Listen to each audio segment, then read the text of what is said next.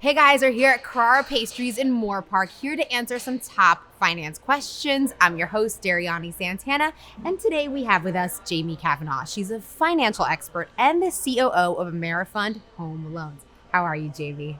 I'm doing great, Dariany. Thanks for having me today. Thanks for having me, and thank you for all of these amazing pastries. Can we just talk about how delicious Carrara's pastries are? And look at this cup of coffee with the beautiful heart on top. I am so excited to try some of this delicious stuff today. I'm excited to have more, but that's not why we're here today. We're here to talk about all things loans and mortgages and stuff to buy a house, which I'm very interested in. No worries. Well, the purpose of today is to break it down for you and help you to understand what it takes to get into your first house.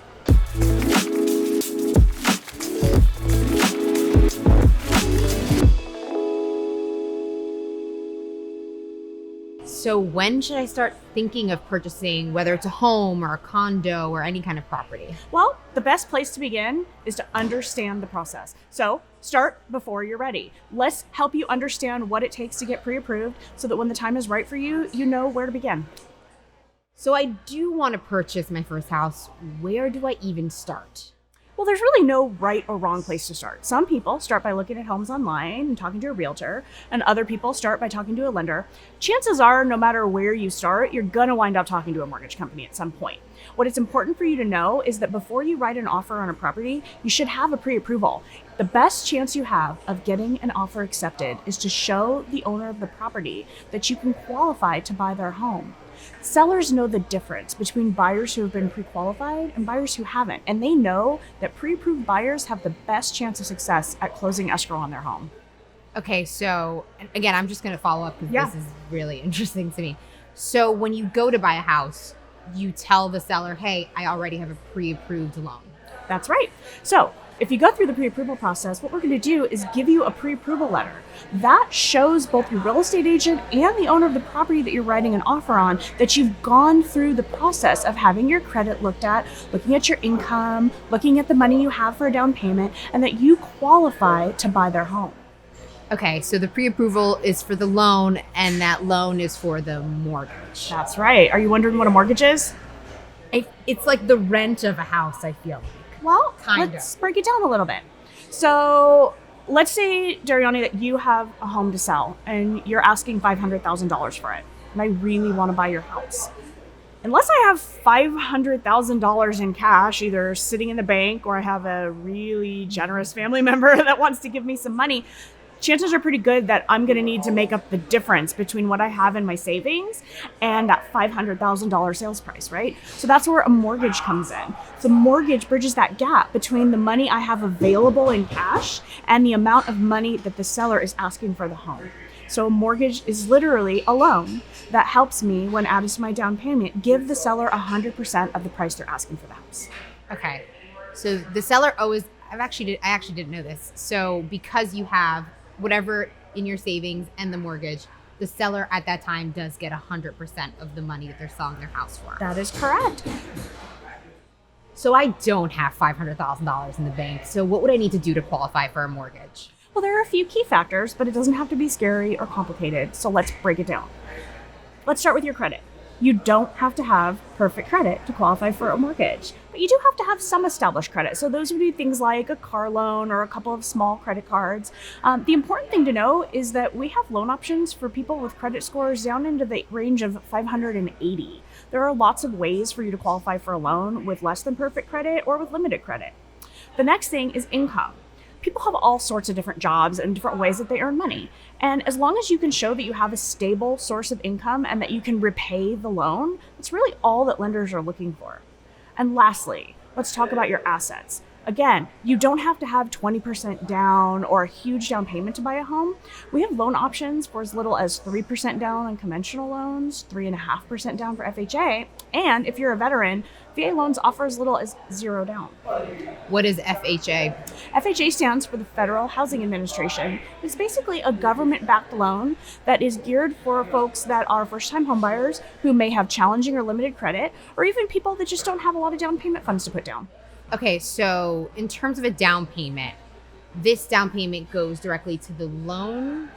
So it goes Does to that the make sense? seller. Basically what we're doing is we're taking that down payment that you have and we're adding it in with the mortgage. And at the close of escrow, that seller is going to get a nice big check for the total amount that they're asking for the home.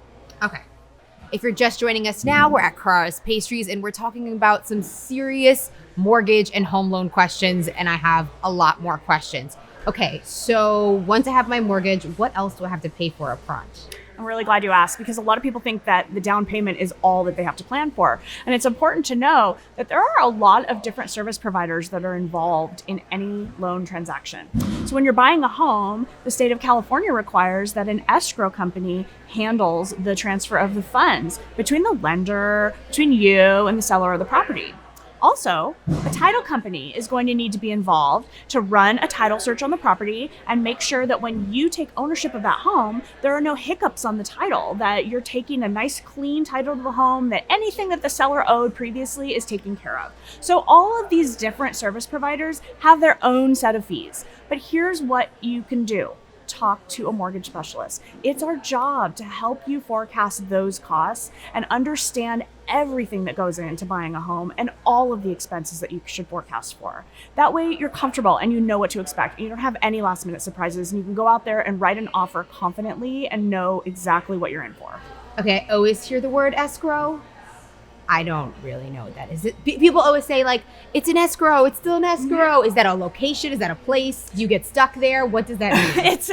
That's a great question. So escrow is a neutral third party. Their job is to be the hub that makes sure that everybody in the transaction is doing what they're supposed to do. So the escrow officer takes the purchase contract and makes sure that all of the deadlines are being met, that everybody has signed on the dotted line in all the areas that they need to sign, that when it comes time for the lender to put their funds in escrow for your mortgage and for you to put your down payment in, that all of that money gets where it needs to get, goes to the seller, and that all of the title transfer deeds that need to be done get sent to the title company to take down to the county and record, which basically puts your name on that home and makes you the official owner.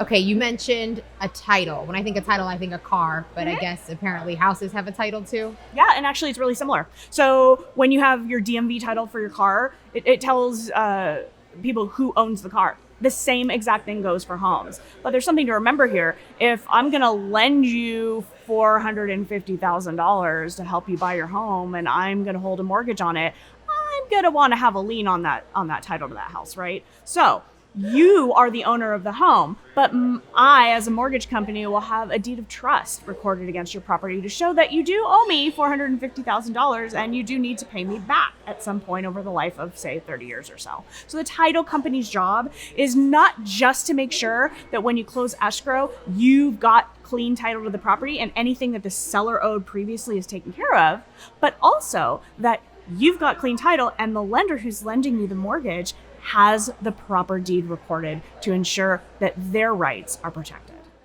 Okay, that's a lot. Is there any more that I should know before buying a house?